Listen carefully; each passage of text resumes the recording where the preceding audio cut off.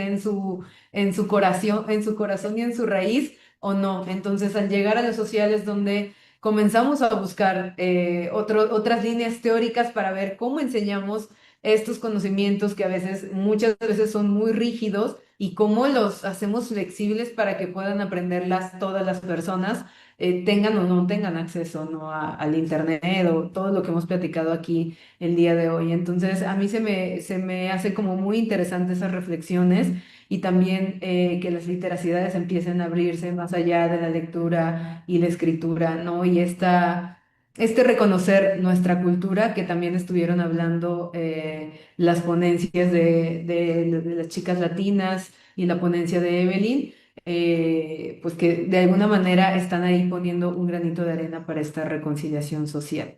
Bien, entonces vamos a dar paso a nuestra última mesa, nuestro último simposio, que se llama Apalabrar la realidad desde la literacidad, pedagogías críticas para la justicia social, que yo siento que por ahí van a cerrar la pinza un poco con lo que se ha estado hablando en esta segunda parte, que ha sido como muy práctica y muy diversa y que creo que ha sido muy nutrido precisamente porque nos sacó un poco del discurso que veníamos trayendo en los días anteriores. Entonces le cedo la palabra a Enrique, que va a moderar esta mesa con sus compañeras. Enrique, adelante.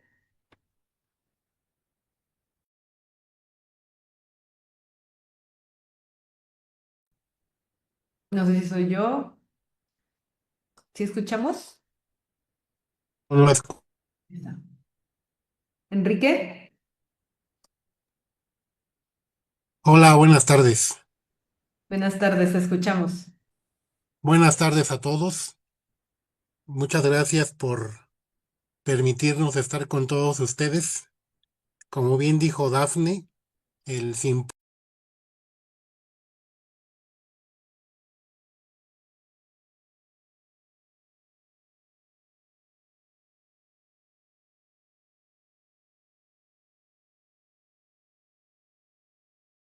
judicial. Y entonces en este diplomado de literacidad crítica empoderados, perdón. Una más. Hay muchas, ¿no? Porque no conocemos todo el contexto, hablamos desde nuestro punto de vista. Voy a centrarme nada más en lo siguiente. Perdón. Necesitamos tener una carpeta de investigación para saber exactamente cuáles fueron los hechos. Y lo de que sigue es también muy importante. Yo creo que ese es el ámbito de lectura de la realidad, porque ese es el ámbito de lectura de la realidad, porque de eso se trata ahorita, de un profesor que le dé una mejor posibilidad con sus estudiantes, dice lo siguiente. em, Mis reglamentos, mis protocolos y más adelante mis normatividades, ¿no? Entonces, en este caso,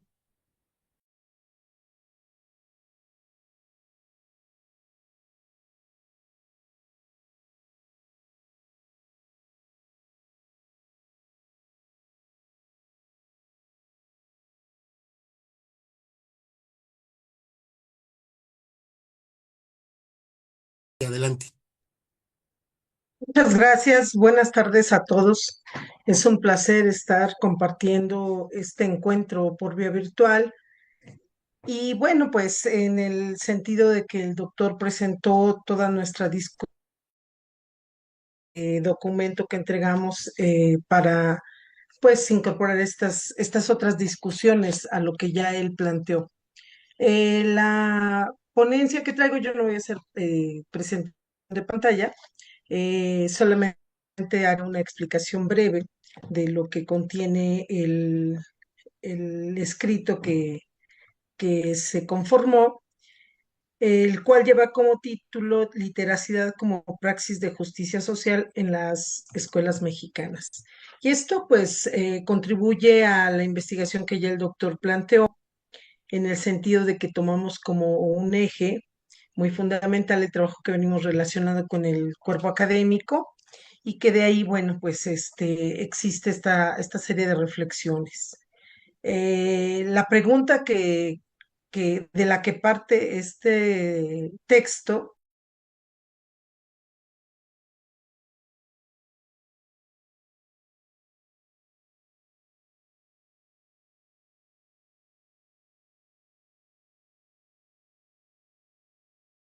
que la asesina y la echa a una cisterna, que es lo que estamos viviendo terriblemente, me hace repensar que esto es necesario.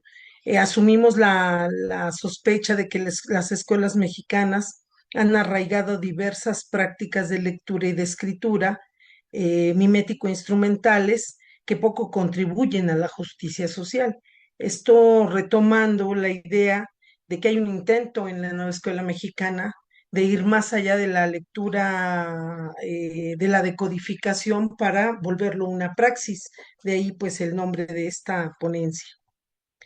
Porque los procesos de lectura y escritura en la educación básica en México han mantenido muchos años una estrecha relación con esos procesos mimético-instrumentales, con los que niños, niñas y adolescentes podrían desarrollar habilidades y destrezas que les permitieran tener acceso a la información y la comunicación. Marta Nussbaum, es que no basta con que nos pongan los enunciados legislativos, sino que haya una praxis que dirija a mirar en la justicia social esa posibilidad, ¿no?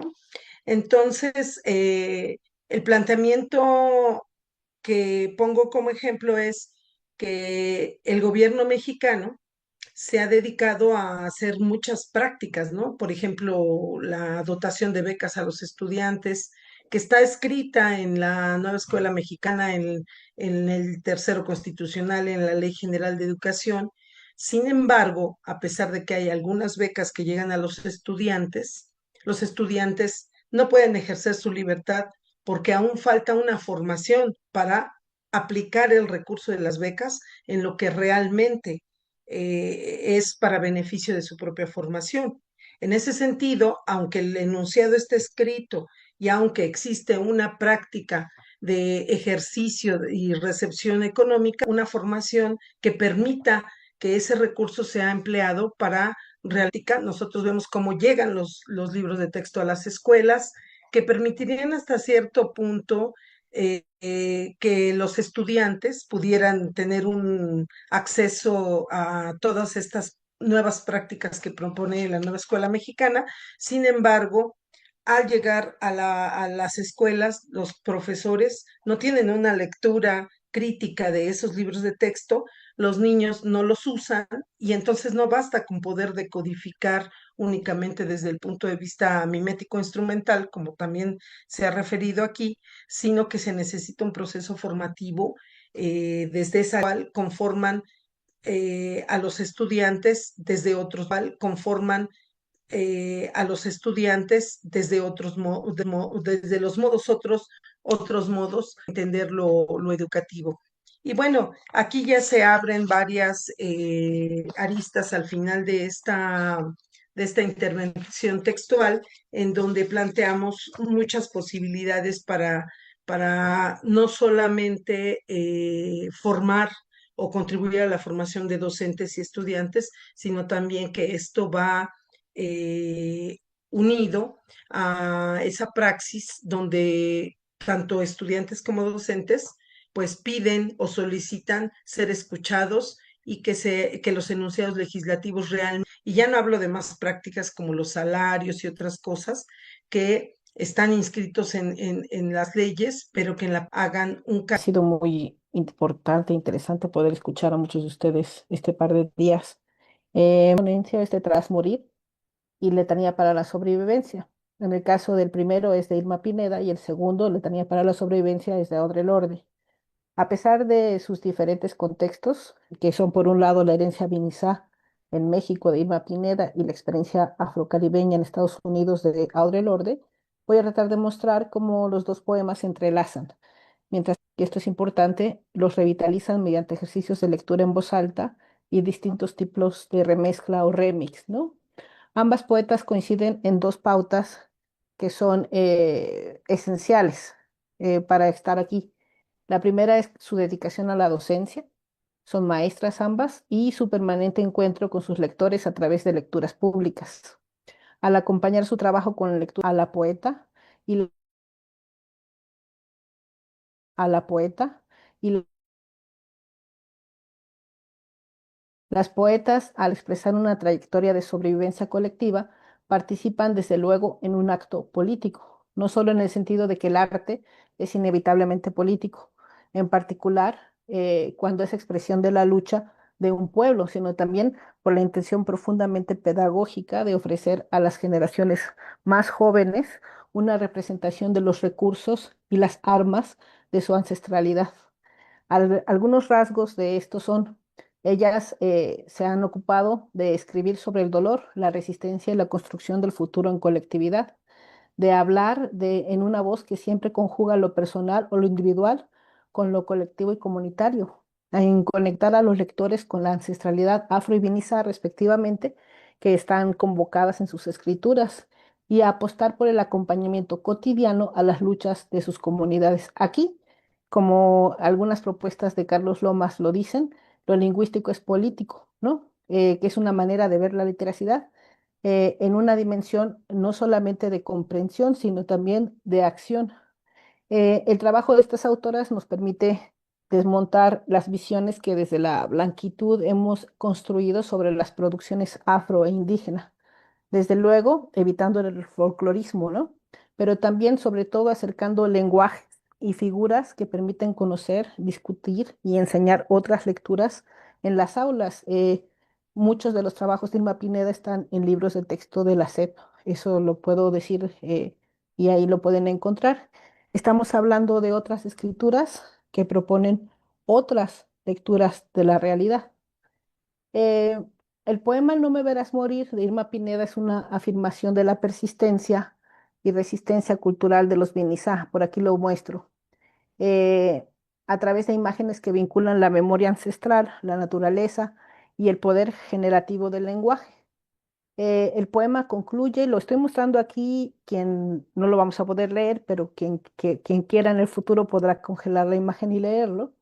Eh, Son imágenes que vinculan la memoria ancestral, la naturaleza y el poder generativo del lenguaje, explicaba yo. Y el poema concluye con la certeza de que la existencia y fuerza de los Vinizás serán eternas. Termina así: seremos muchos corazones aferrados a la esencia de los Vinizá y no me verás morir, dice, ¿no? Para ilustrar lo anterior, he seleccionado esta parte del poema que dice así. eh, Porque soy un cesto de carrizo, donde aún se mueven las tenazas del papá del camarón, el pescado que Dios comió, la serpiente que devoró un conejo, el conejo que siempre se burló del coyote, el coyote que tragó un panal de avispas, la miel que brota de mis senos, tu ombligo soy. En esta concatenación de historias ancestrales contadas oralmente y vivificadas en distintas expresiones de los Vinizá, ahorita les voy a mostrar un poco de eso, yo encuentro una figura, una escritura generativa que se entrelaza con otras artes y da cuenta de esto que dije antes, de cómo la poeta se forma en comunidad y de cómo la poesía de la poeta forma comunidades de resistencia. Estoy mostrando en la imagen esta sección del poema y también un afiche, una imagen de un documental que se está exhibiendo en estos días, que se llama El lagarto de las nubes y está basado en un poema de Irma Pineda que está dirigido por Juan Carlos Rulfo. Ustedes pueden encontrarlo en exhibiciones en estos días. Estoy mostrando en la siguiente imagen dos ejemplos de esta intención pedagógica que yo hablaba. Por un lado está este texto que se llama Dos es mi corazón, ¿no? Que es un poemario para niños e ilustrado por niños también, niños y niñas, desde luego, y que, por ejemplo, Romano Orozco López, de 11 años, pinta con ese ejercicio que promovió el, el pintor Roberto Martínez Martínez, pintó este cesto de carrizo en donde vemos a la serpiente que se comió al conejo, vemos al coyote. Son figuras, son imágenes que están en distintas historias orales de los Vinizá. Desde luego que el ejercicio de hacerlo en la poesía y retornarlo a las niñas y los niños es un ejercicio muy interesante. Y a la derecha muestro imágenes de la Biblioteca Popular Víctor Yodo, que es una biblioteca popular comunitaria, nombrada Víctor Yodo en honor al papá de Irma, que fue un luchador político al cual el régimen violento y represor en los años 70 silenció y desapareció, ¿no? Entonces, este trabajo lo hace comunitariamente la colectividad que está en torno a la poeta, ¿no? Y por comunidad con la cual la poeta extiende la escritura hasta sus efectos de la transformación de lo cotidiano. Y aquí leo este extracto, que es el que he seleccionado del poema para mostrar en esta presentación. Habrá una semilla escondida entre los matorrales del camino, que a esta tierra ha de volver, y sembrará futuro, y será alimento de nuestras almas, y renacerá nuestra palabra, y no me verás morir. Ahí está el poema con su extracto, y paso al de Audre Lorde. El poema Letanía para la sobrevivencia, pues es un llamado a a la construcción de comunidades de resistencia. Es un poema muy popular de ella misma y con base en ese poema estoy construyendo estas ideas, así como en su trabajo, el cual hace algunos años he estado estudiando. Y es en esencia un canto colectivo que convoca a la conformación, decía yo, de comunidades Dos de referencia. minutos, Geo. Dice, por ejemplo, en una de las partes, ¿no? Para todas nosotras, este instante y este triunfo, nosotras nunca estuvimos destinadas a sobrevivir. Hago un extracto que conecta con el poema de Irma que dice, buscando una hora que pueda fermentar futuros, como pan en la boca de nuestras hijas, para que sus sueños no reflejen la muerte de los nuestros.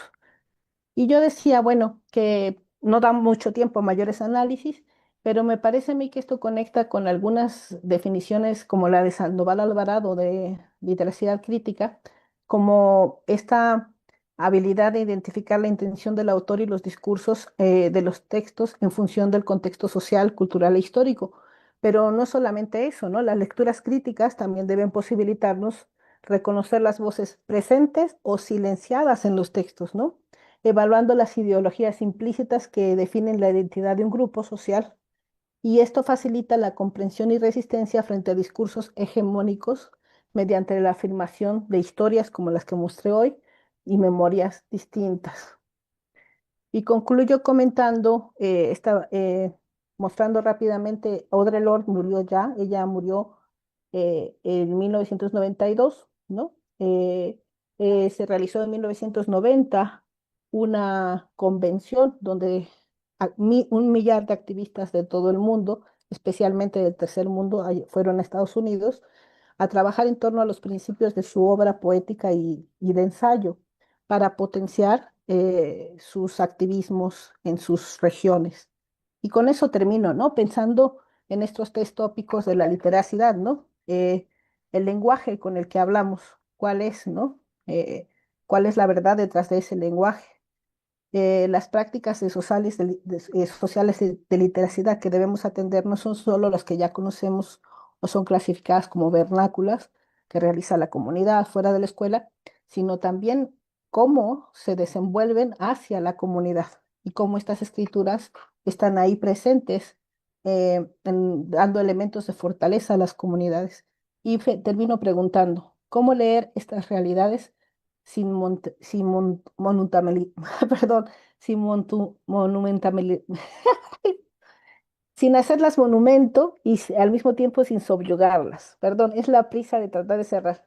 Cerramos ya, muchas gracias. Muy bien, muy bien, sí, la prisa puede ser, está bien. Ahorita que terminemos, platicamos todos. Le voy a dar la palabra a mi compañera Yola, Adriana Yolanda Domínguez Cornejo. Ella es docente e investigadora del ISEM, tiene el doctorado en educación y el postdoctorado en pensamiento complejo, con mención en educación superior, literacidad y formación continua. Hay más cosas, pero solo diré de manera breve que actualmente colabora en la coordinación, en la naciente coordinación del Sistema Integral de Formación, Capacitación y Actualización de la Educación Superior del propio instituto. Y tiene en sus tiempos libres, habrá que ver eso, que es muy interesante. A todos los invitamos a estar con ella en el Sillón Rojo, un espacio digital para difundir literacidad en redes. Adelante, Yola. Muchas gracias por la presentación, doctor Enrique.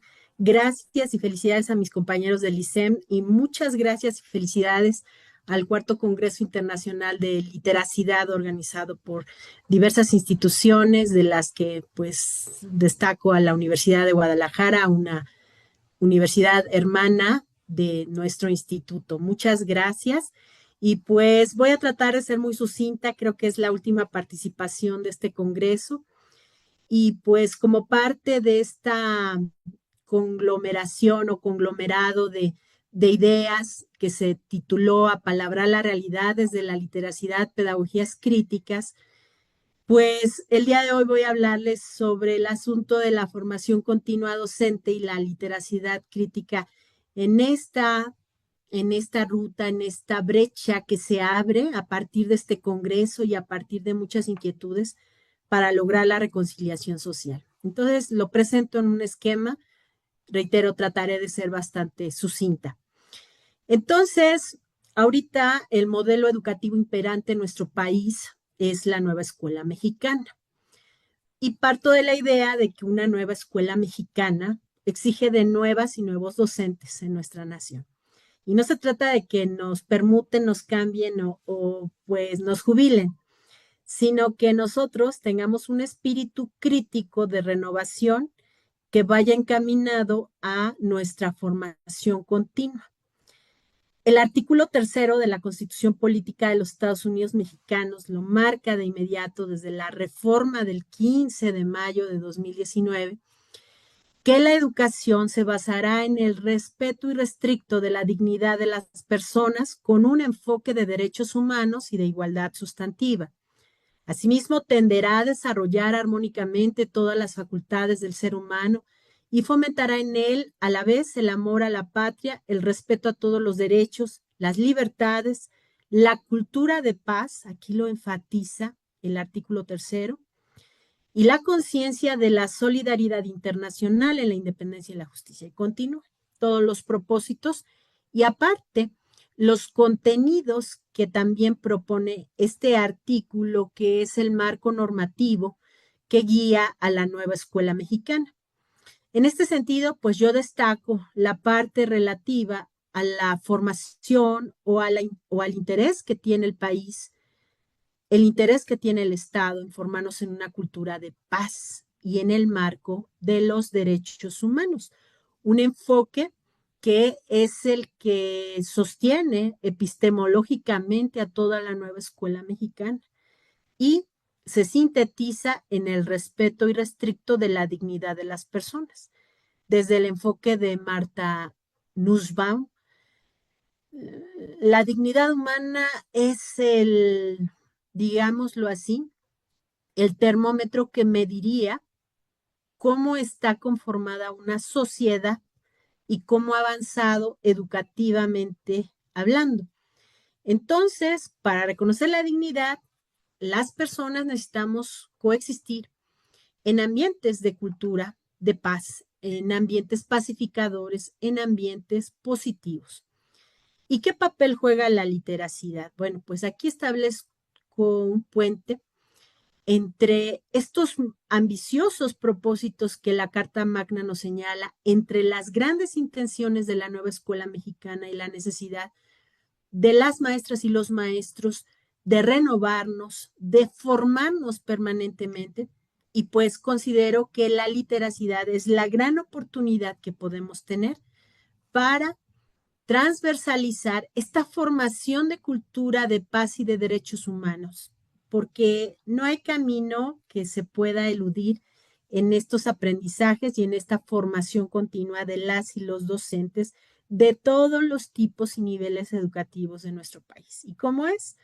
Leyendo, escribiendo, estando inmersos en todas las prácticas y las culturas que emanan de lo escrito en nuestro contexto inmediato, en nuestro contexto académico y en el contexto que yo le llamo de formación continua docente, entendida por un autor que se apellida Pupo como el proceso de actualización gradual y sistemática de los contenidos formativos pedagógicos que permiten una preparación general y específica del docente, encaminadas a producir cambios para la toma de decisiones en el contexto de actuación profesional. Cambiar. reinventarnos, prepararnos permanentemente. ¿Y cómo? Pues a través de prácticas cada vez más avanzadas que nos permitan ser más diestros en la literacidad y, de ser posible, en la literacidad crítica, que nos permite valorar, que nos permite actuar en el mundo, leer la realidad, leer el mundo, analizándolo. Entonces, pues cierro mi apartado de este simposio con un repaso de ese informe que en el año de 1996 tuvo gran revuelo, que fue de Jacques Delors, de la educación encierra un tesoro. Podría pensarse que ya está sobrepasado, que ya se caducó, quedó atrás, puesto que pues hablaba de los pilares de la educación: aprender a conocer, aprender a ser, aprender a vivir juntos, y ahí está subyacente la cultura de la paz, ese clima de reconciliación social que se necesita pues formar e integrar a partir de la escuela. Y también hablaban de aprender a ser, que es quizá la meta más elevada, el objetivo ulterior más ambicioso de toda educación. Entonces, pues yo los transformo, y basándome en estas maravillosas analogías que Jacques Delors pues estableció en los años 90, creo que esto puede ser trasladado en el ámbito de la literacidad dentro de la formación continua de las maestras y los maestros en la nueva escuela mexicana.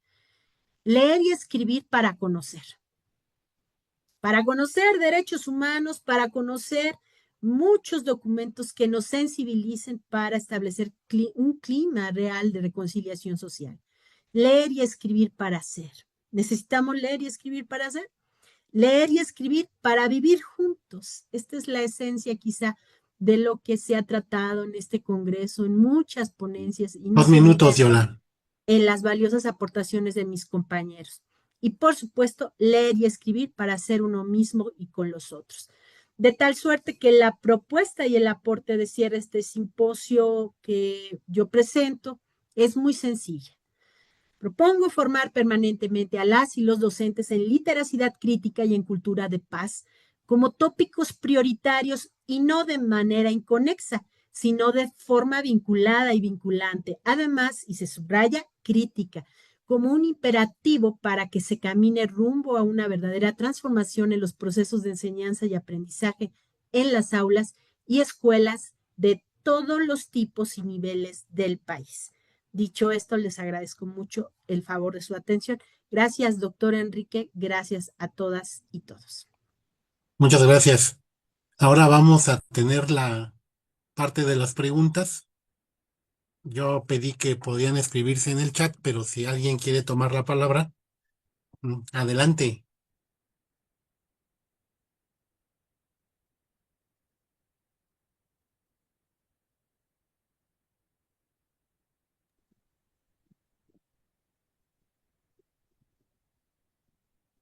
Tiene levantada la mano. Déjenme ver. Macarena, puedes hablar. Macarena, sí, adelante, por favor. Gracias. Bueno, ¿cuáles son los retos entonces que tenemos todos para que tanto las instituciones como los padres de familia hagamos brazo fuerte con todas estas propuestas?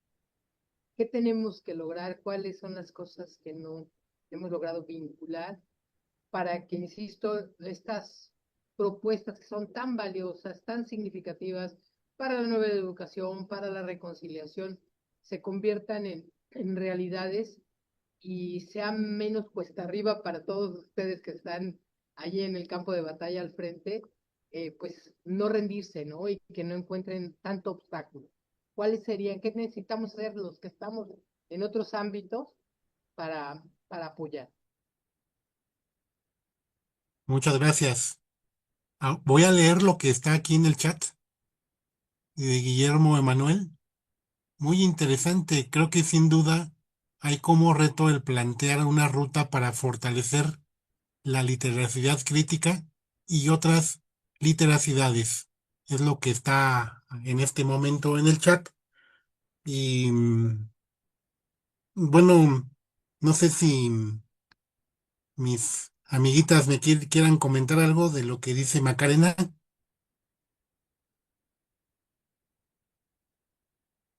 Geo, Blanquita.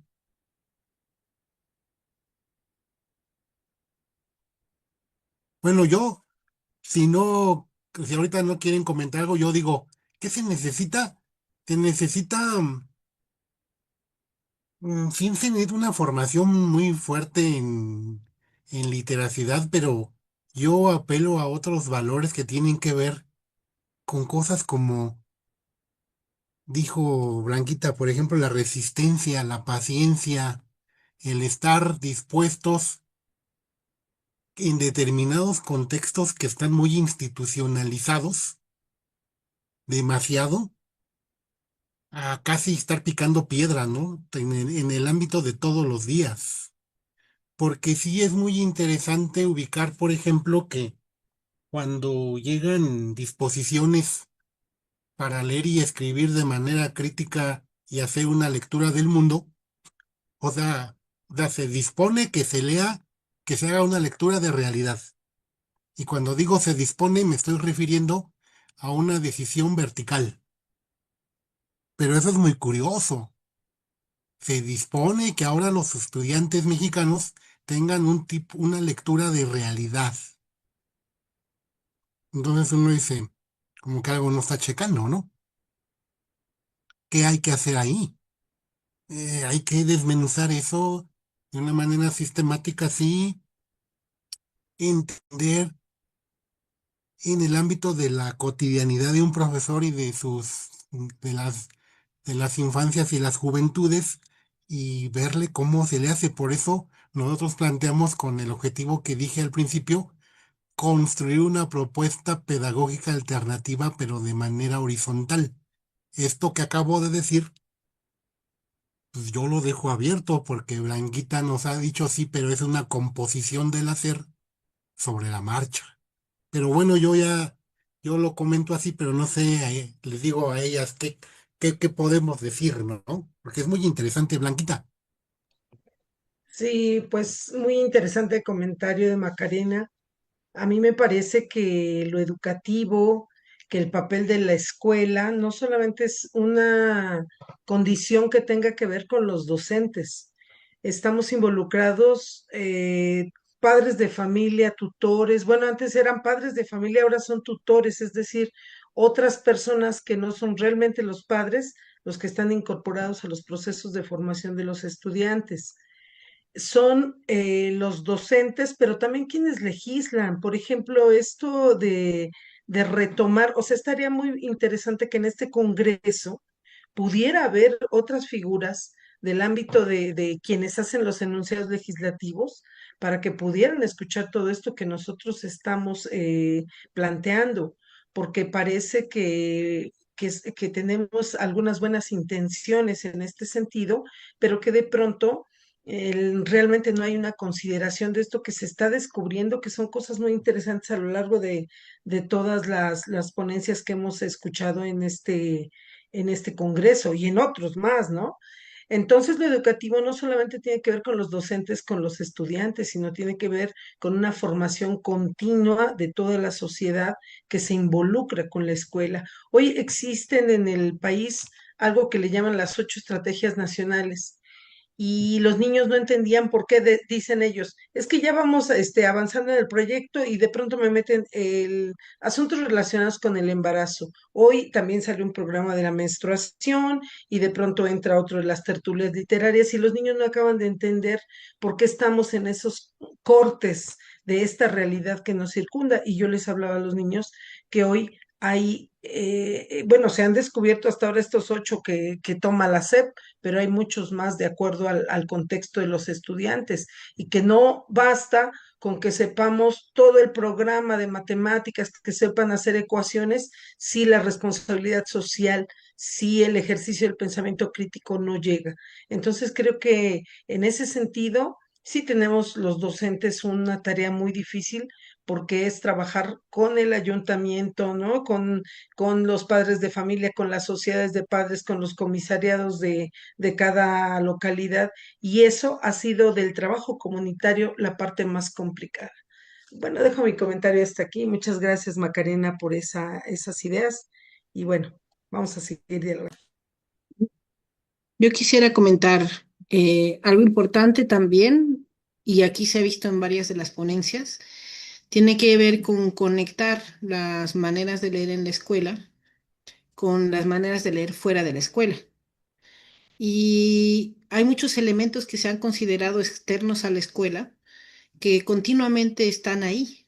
Eh, Estas lecturas de la realidad nos permiten conectar, por ejemplo, los contextos de violencia que aludió Blanquita con expresiones cotidianas de resistencia, como he comentado.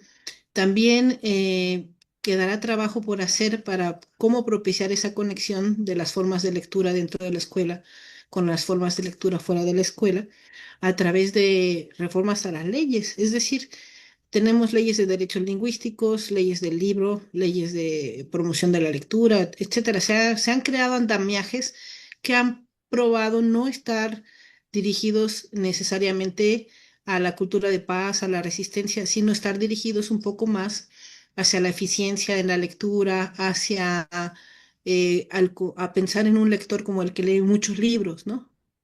Y no el lector como el niño y la niña que van al taller a pintar un dibujo con un poema, ¿no? A lo mejor esas niñas y niños no han leído 10 o 12 o 15 libros en ese año, pero sin duda que han hecho un ejercicio muy enriquecedor de conectar las historias de su cultura con una acción que ellos mismos pueden realizar y con un impacto vital y con un eco y resonancia comunitarias, ¿no? Entonces, esta cultura de paz y lo que han hablado sobre Honneth, Nussbaum y otros autores que están aportando ideas al reconocimiento, a formas alternativas de justicia, etcétera, son cosas que las maestras y maestros bien podrían conocer y emplear. Estamos pensando de manera muy sintética, sobre todo en el simposio, en esta idea de apalabrar la realidad, es decir, lecturas de realidad que nos permitan también apalabrar la realidad, es decir, plantear otras formas de decirnos, de narrarnos. Y creo que la escuela ha estado muy encorsetada en ese sentido hacia la eficiencia y al cumplir ciertas pautas, ¿no? Creo que muchos de los ejercicios que aquí se nombraron tienen este cariz, ¿no? El de hablar de la literacidad en un sentido amplio. Decía yo también, no solo de la comprensión y la de leer entre líneas y otras cosas que son importantes para una literacidad crítica, sino también los fondos ideológicos, los proyectos de futuro de las niñas y los niños. Y yo creo que esos son algunos elementos que yo sacaría en claro para esta tarde, pero seguramente el trabajar continuamente en el siguiente encuentro que tengamos en este contexto que ha convocado nuestros compañeros de Guadalajara y generar a lo mejor foros y otras tareas que siempre son en continuidad a lo dicho, ¿no? O sea, tenemos esa oportunidad. Nosotros como equipo, pues estamos, les decía Enrique, trabajando con dos grupos grandes de maestros, un diplomado, ¿no? Y las acciones formativas, pues no podemos cejar en seguirlas haciendo. Eso también es importante. Y yo con eso creería que hay tareas y cosas por hacer. Gracias. Muchas gracias. Voy a leer lo que dice en el chat porque ya son las 6. Ahorita ya para cerrar, con todo lo que se ha visto estos 2 días, siento que somos afortunados de saber leer y escribir, que es una labor titánica de los maestros en la educación inicial, sin duda un acto revolucionario, y la literacidad es un puente que conecta y supongo que ahí diría y transforma. Esto de AMPIS, este evento magnífico sin duda es un parteaguas en los que en los que tuvimos la fortuna de escuchar de todo. No será igual después de escuchar y aprender tanto, y tenemos que aportar con acciones desde casa. Sí, nosotros les agradecemos mucho su escucha sus comentarios, tanto en el chat como de manera verbal. Me imagino que con esto terminamos, Dafne. Muchas gracias. Muchas gracias y seguimos trabajando en estos espacios. Y igual, con los maestros que hay que estar trabajando como muy duro y de manera constante. Gracias. Un saludo a todos. Muchas gracias, doctor Enrique. Muchas gracias a las ponentes de este simposio. Definitivamente creo que algo que queda de tarea es desde todos los ámbitos ver cómo se construye esta educación, que al final de cuentas, pues, es a lo largo de la vida y que desde cada una de las trincheras estamos ahí aportando algo. Y bueno, antes de que nos vayamos ya a descansar después de varias horas de estar aquí. Pues le voy a ceder el uso de la voz a la doctora Juanita Silva Guerrero, que es la directora del Instituto Transdisciplinar de Literacidad, que nos va a dar como un pequeño recuento de lo que hemos aprendido en este congreso y yo creo que también hay algunas tareas pendientes, ¿no, doctora Juanita? Así es. Pues muy buenas tardes a todas, todos y todes. Pues es así como llegamos al final del cuarto Congreso Internacional en Literacidad, intitulado Literacidad para la Reconciliación Social. Creo que hemos hecho honor al tema del Congreso. Un encuentro que durante estos días nos permitió pues reflexionar sobre el papel de la literacidad como puente. Ya decían ahorita, es un puente para la construcción de sociedades más inclusivas, justas y solidarias.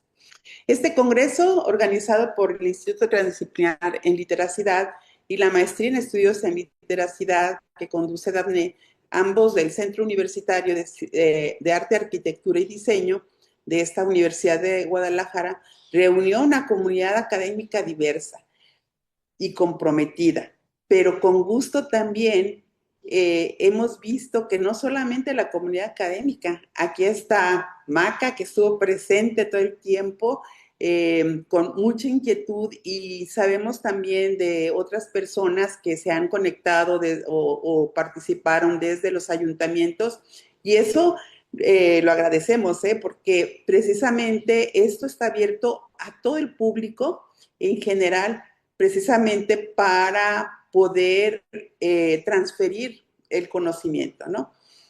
Bueno, además tenemos una muy buena numeralia, ¿no? Que rescatamos como resumen de este evento. Tuvimos 52 ponentes que compartieron sus investigaciones y experiencias. Hubo participando 30 instituciones de educación superior y centros de investigación. Estuvieron presentes 7 países: México, Colombia, Argentina, Ecuador, Italia, Estados Unidos y Alemania. Más de 100 asistentes en Zoom y en redes sociales. Aparte de los que nos conectamos por esta vía, pues también estábamos en YouTube, en Face. Pero además se suma un proyecto de libro que se va a hacer realidad y que se editará a partir de las ponencias para que las ideas y resultados de los diálogos perduren más allá de la palabra. Por ahí, ya saben, pues les pedimos un extenso, esos extensos, si nos los mandaron, pues los vamos a someter a alguna revisión para ver cuáles de esos pueden quedar en un libro.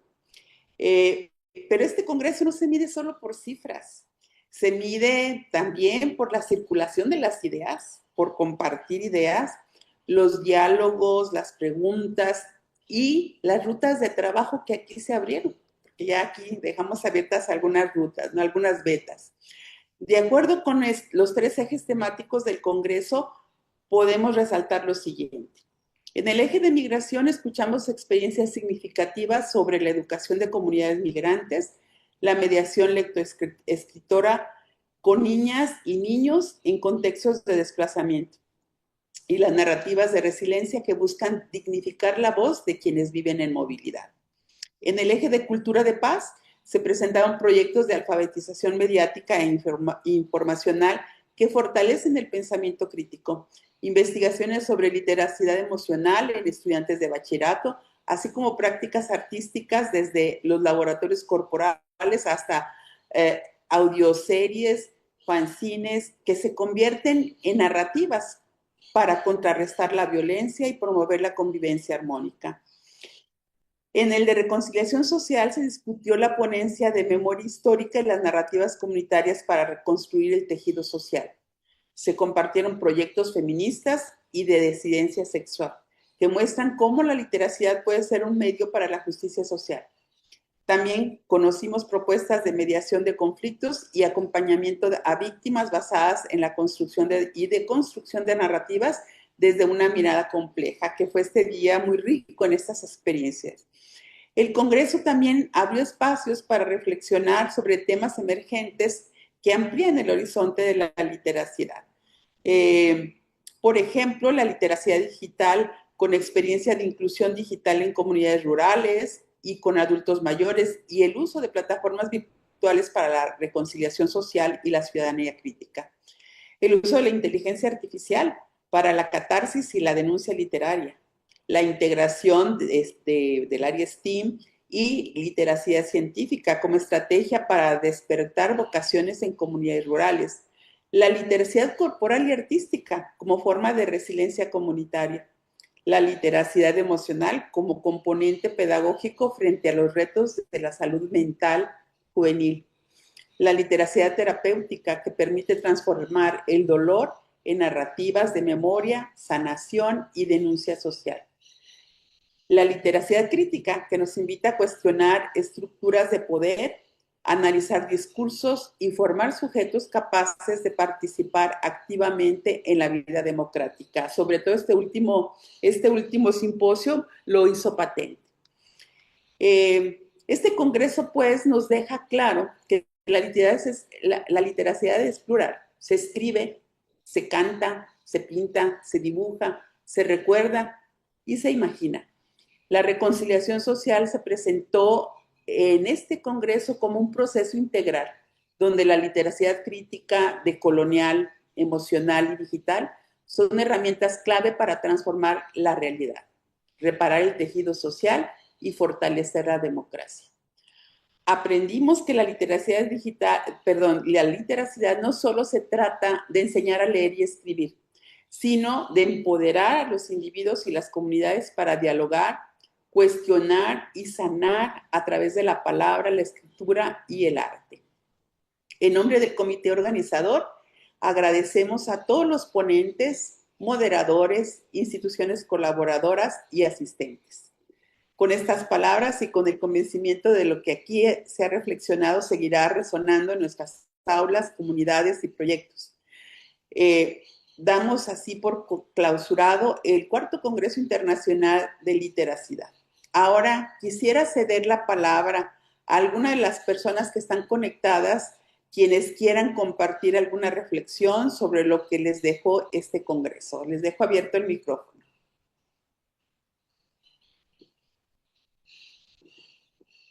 En lo que se animan, como bien decían hace rato, puedo leer los que están en el chat. Sí, claro. Eulalia dice, excelente congreso, muchas gracias a todos los ponentes por compartir sus conocimientos e inquietudes.